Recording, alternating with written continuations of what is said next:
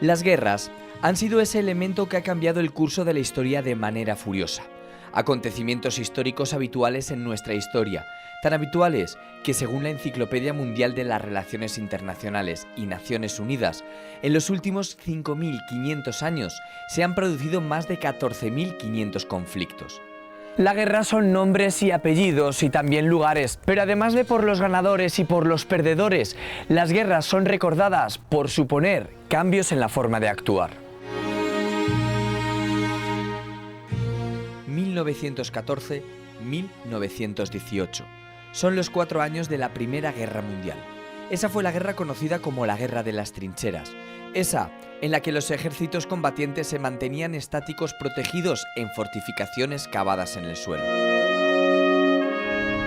Jorge, ¿qué es exactamente una guerra de trincheras? El capítulo que a todos nos suena es el conflicto de la Primera Guerra Mundial, ¿no? Además en un año tan importante como el de la conmemoración. Las trincheras ya existían antes y se utilizaban antes, mucho antes. ¿Qué significa guerra de trincheras? En un momento histórico la tecnología militar evoluciona tanto que obliga a los diferentes ejércitos a trincherarse, es decir, a protegerse. En 1914, cuando salta esta guerra de trincheras, la ametralladora ya va evolucionando de finales del 19 y nos encontramos con un objeto que mataría y arrasaría a mucha gente, porque venimos de los sistemas napoleónicos de personas en línea, con sus fusiles. Entonces, claro, eso a la ametralladora le facilitaba mucho el barrido y acabar con la gente, ¿no?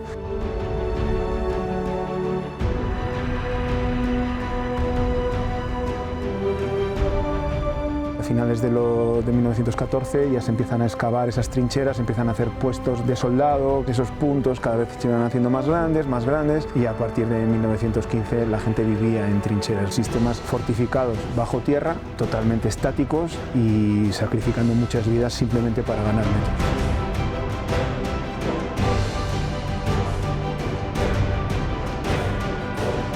¿Qué ventajas aportaba una trinchera respecto al cuerpo a cuerpo? Pues en este momento el problema es la tecnología. Cosas como el lanzallamas, la ametralladora, se utilizan en Primera Guerra Mundial. ¿Cuál es la ventaja? Primero, sacrificar menos soldados. La Primera Guerra Mundial también es una guerra inhumana en el sentido de las cifras, ¿no? Se sacrificaron muchísimas vidas y la gente todavía tenía una noción nostálgica y romántica de la guerra.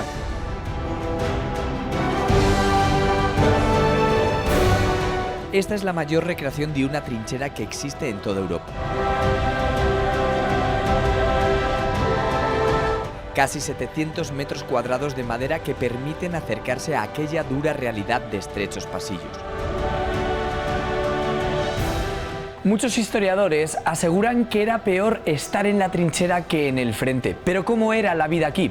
¿Eran realmente espacios seguros? ¿Dónde estaríamos dentro de esa línea de trincheras? Nos encontraríamos ahora mismo en la primera línea, la línea de vanguardia. Aquí al otro lado estaría pues el enemigo acechando en sus trincheras a su vez. Tendríamos también al otro lado ese terreno que estaba entre las dos trincheras, lo que era la tierra de nadie. ¿La vida aquí cómo era? Bastante dura, se supone que iban rotando, más o menos cada 15 días rotarían de estas primeras líneas. Normalmente había un oficial que era el encargado de coordinar un poco toda esa trinchera. A veces un solo oficial, para que nos demos cuenta, estaba al tanto de 300 hombres. El oficial le daría órdenes al suboficial y el suboficial que estaría en esta zona es el que se encargaría de distribuir a los distintos soldados que había aquí, de trasladarle esas órdenes.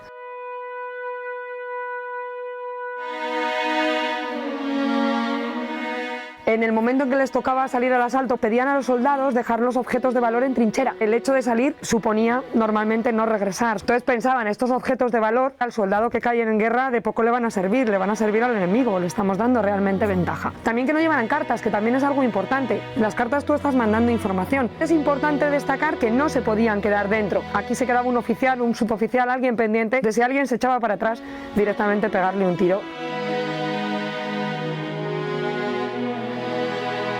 ¿Una trinchera cómo era? La trinchera de Belorado está demasiado bien. Las trincheras en primera línea sobre todo serían secciones muy estrechas donde apenas cabía 1 o 2 hombres. Muchas veces ni siquiera tenían madera, los suelos estarían llenos de ratas, de agua, de humedad.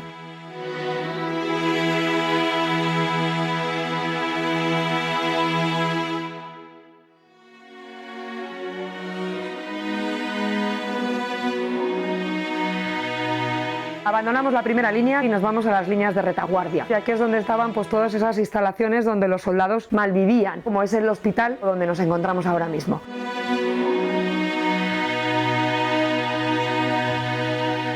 El hecho de llegar aquí ya era una proeza para un soldado, el hecho de llegar tampoco te garantizaba una asistencia. También hay que tener en cuenta un poco en los hospitales los conocimientos médicos en el momento, que esto realmente estaba construido debajo de tierra. Aquí entraba barro, se filtraba agua, apenas hay luz eléctrica, no hay antibióticos. Y luego también el tema de las operaciones, no hay anestesia. En la mayoría de los casos lo que se utiliza es alcohol o bien morfina, que no siempre estaba disponible.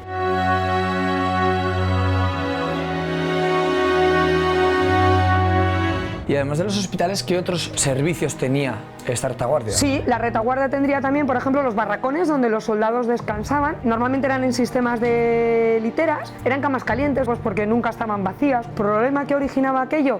Las ratas. Fabrican cubrerratas para colocárselos por encima y evitar que esas ratas les mordieran. Y además de los dormitorios tendríamos también almacén, cocina, se almacenaba comida no perecedera, pero también hay que tener en cuenta que el abastecimiento a veces tardaba en llegar. Se alimentaban, por ejemplo, entre otras cosas, de las ratas, evitaban que esas ratas les mordieran y a la vez les servían también de alimento. No solamente es la guerra y el tener al enemigo acechando, sino las condiciones en las que malviven en las trincheras.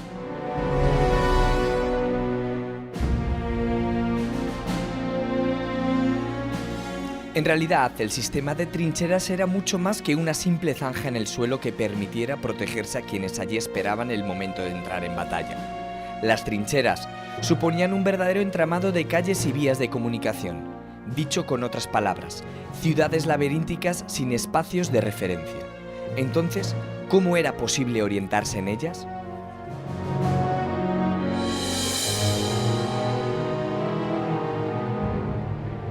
Este entramado de trincheras era realmente extenso. Sí, mucho. Hay que pensar que la línea de trinchera de cada uno de los bandos se componía de 3 líneas, donde se combatía, donde se vivía y la otra donde se almacenaba, que era la última línea. En el frente occidental, en la parte belga-francesa, desde el Mar del Norte, en Bélgica, hasta la frontera norte de Suiza, tenían más de 700 kilómetros por cada una de esas 3 líneas. Pero el enemigo tenía lo mismo. Y luego todo lo que es la zona italiana, lo que es la actual Eslovenia, Italia y demás, también tuvo su zona de conflicto y línea de trinchera. O sea, hablamos de muchos, muchos kilómetros de trincheras. ¿Cómo orientarse? Porque aquí no tienes un horizonte ni posiciones que te permitan saber dónde estás en cada momento. Por eso tenemos el cartel. Esto está recreado en un espacio de frente de trinchera. Recrea un cartel original en la ciudad de Langemarck. Pensemos que esto es una línea de comunicación, tenemos 700 kilómetros de línea que las van cortando, porque no podían salir arriba, tenían que cortar por calles.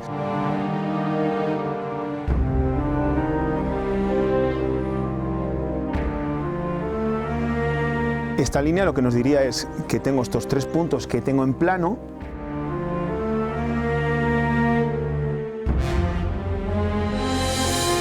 A mí me han destinado a un sitio. Esa línea de trinchera que yo tengo tiene nombre de una calle. Lo que me están diciendo es, esos puntos geográficos en el plano son estos. Si voy para allá, iría hacia una zona, y si voy para allá, iría para otra. ¿Y dónde estoy? En el King Cross, en Langemarck. Eso es importante para la ubicación, porque esto era un auténtico laberinto.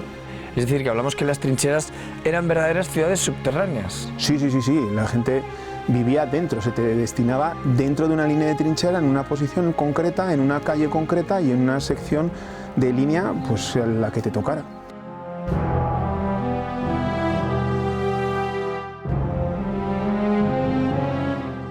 ¿Aquí qué podríamos revivir de esa vida en las trincheras en Belorado?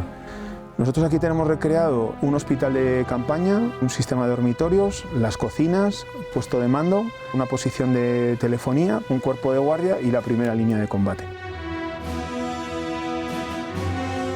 La Primera Guerra Mundial fue la guerra de las trincheras.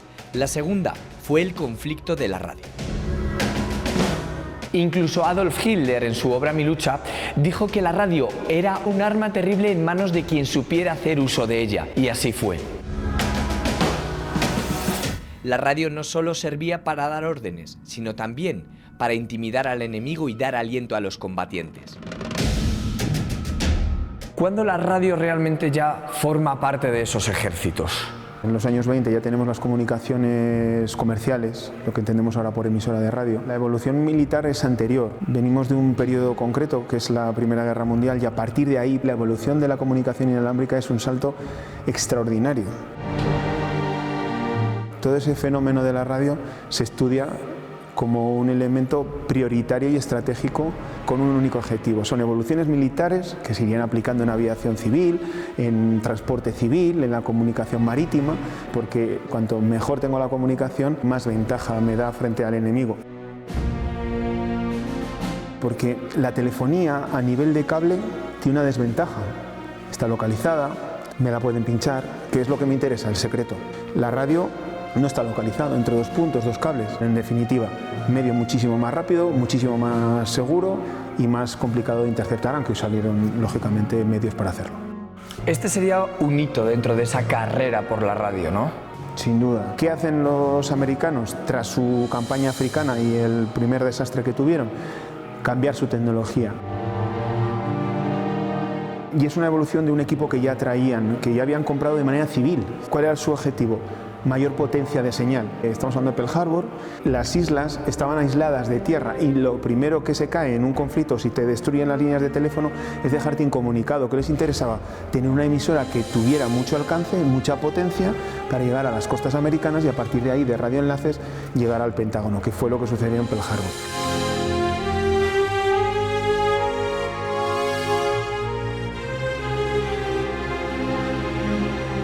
¿Funciona? Sí. El propietario Inocencio Bocanegra es el que mantiene todos los equipos en perfecto estado para que funcionen. Podemos escucharlo.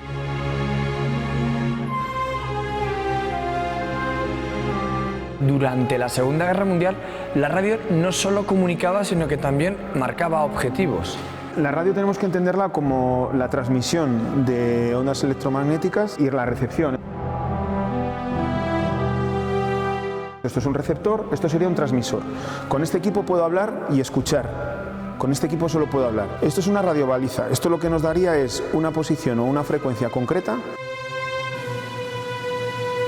Por ejemplo, en este caso, equipos de los bombarderos americanos que tienen que entrar en el continente europeo. ¿Cómo conocen el objetivo que tienen que bombardear? Soldados especializados ponían estas radiobalizas a lo largo de todo el itinerario y con un cambio de frecuencia marcaban el objetivo. La gente se jugaba la vida, lógicamente, por ponerlas, porque los alemanes no se permitían tampoco que les facilitaran la operación.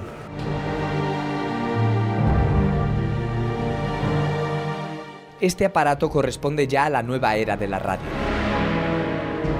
Pero antes de la llegada de la radio, ¿cómo eran las comunicaciones durante una guerra? ¿Cómo se trasladaban las arengas o las órdenes al campo de batalla? El Museo de la Radiocomunicación de Belorado permite acceder a ese pasado en el que la distancia entre líneas o la demora en los avisos podía suponer la diferencia entre la vida y la muerte. ¿Y cómo eran los sistemas de comunicación en un lugar tan inhóspito? Principalmente lo que se utilizaría sería la telefonía. Tenemos un poco el cableado que se utilizaría para establecer esas comunicaciones. Hay que darse cuenta que este sistema de cableado pues muchas veces fallaba porque el enemigo te lo podía sabotear o fallaba porque igual si estaban enterrados en tierra pues había algún soldado, igual tropezaba y esa línea se rompía o un proyectil que lo alcanzara y la comunicación se acababa.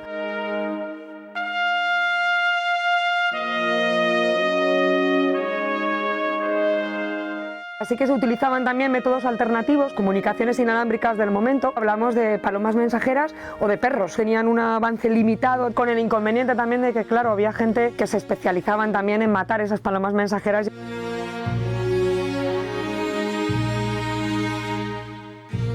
Otros sistemas de comunicación, lo que se utilizaban para dar las alarmas de gas. Se recicla material de lo que tenían en ese momento, entonces bueno, haciéndolo sonar podrían comunicar que se estaba produciendo un ataque con gas.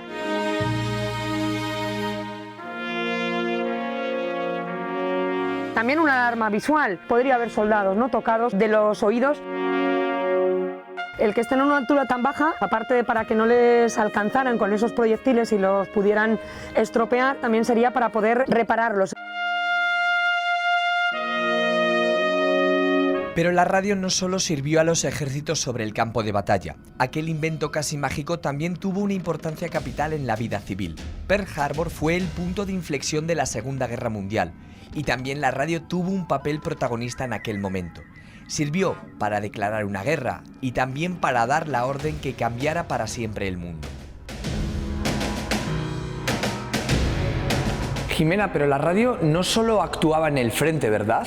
No solamente actuaba en el frente, la radio era importante a la hora de poder hacer llegar esas noticias a la población civil. De nuevo, referencia a uno de esos hechos históricos importantes de la Segunda Guerra Mundial, como fue Pearl Harbor, ese discurso que Roosevelt daría en el Congreso con esa declaración de guerra. I ask that the Congress declare that since the unprovoked and dastardly attack by Japan on Sunday, December 7th, 1941, a state of war has existed between the United States and the Japanese Empire.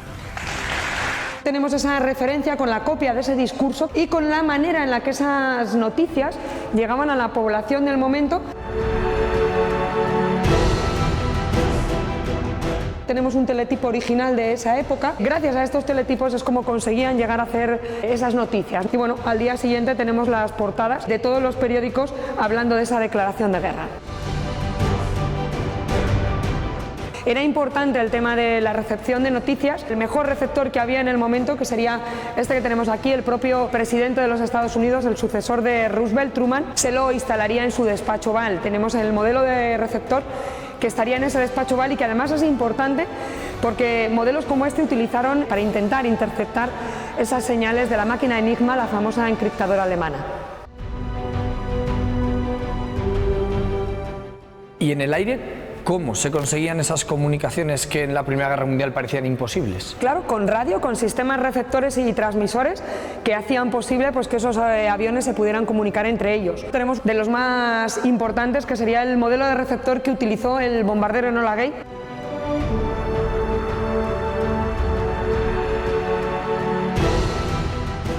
Es decir, que la radio ha supuesto una evolución en la forma también de hacer la guerra. Claro, sí, determinante a la hora de poder hacer esas comunicaciones. Si quieres, la parte positiva que igual se pueden sacar de las guerras es todos esos avances a todos los niveles, no solo a nivel de comunicación, a nivel de medicina, a nivel tecnológico en general, y claro, la radio no puede ser menos.